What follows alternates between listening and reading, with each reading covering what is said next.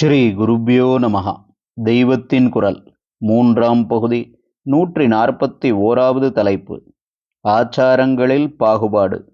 குறள் தீர்ப்பு தொடர்ச்சி. இதிலிருந்து முதலில் சொன்னாரே, ஒருவனின் உயர்ந்த ஒழுக்கத்தை வைத்தே ஒருத்தனுக்கு குடிமை, உயர்குடித்தன்மை என்றாரே, அதற்கும் சோசியலிசமாக இல்லாமல் சாஸ்திரபூர்வமான அர்த்தத்தை புரிந்து கொள்ளலாம். எந்த குலமும் ஜாதியும் தனியாக உயர்ந்தது தாழ்ந்தது என்று சாஸ்திரத்தில் இல்லை.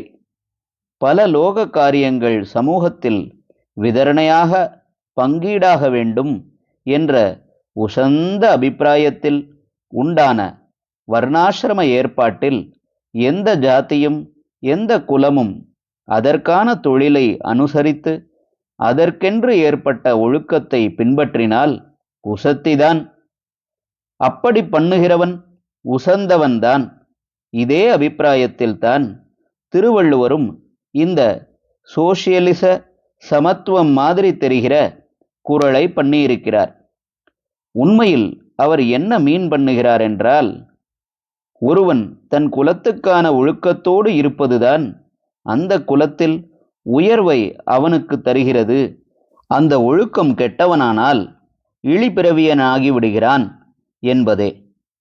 இப்படி அர்த்தம் புரிந்து கொண்டால்தான் இதற்கு லாஜிக்கல் சீக்வன்ஸாக, தர்க்க ரீதியில் தொடர் இழையாக எல்லாருக்குமே அவரவர் ஆச்சாரம் முக்கியமானாலும் பார்ப்பனனுக்கு அது மிக மிக முக்கியமானது, அவனுக்கே சிறப்பாக ஆச்சாரங்கள் அதிகம் அமைந்துள்ளன என்ற அடிப்படையை ஒப்புக்கொண்டு, மரப்பினும் ஓத்து குழலாகும் பார்ப்பான் பிறப்பொழுக்கம் குன்றக்கெடும் என்று குறள் பண்ணி கொண்டு போயிருப்பதன் பொருத்தத்தை புரிந்து கொண்டு ரசிக்க முடியும்.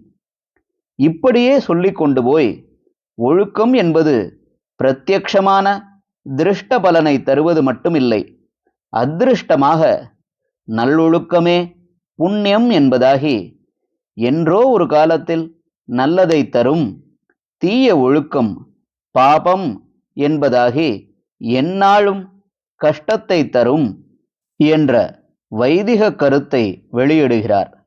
ஹரஹர சங்கர, ஜெய ஜெய சங்கர. தெய்வத்தின் குரல் மேலும் ஒலிக்கும்.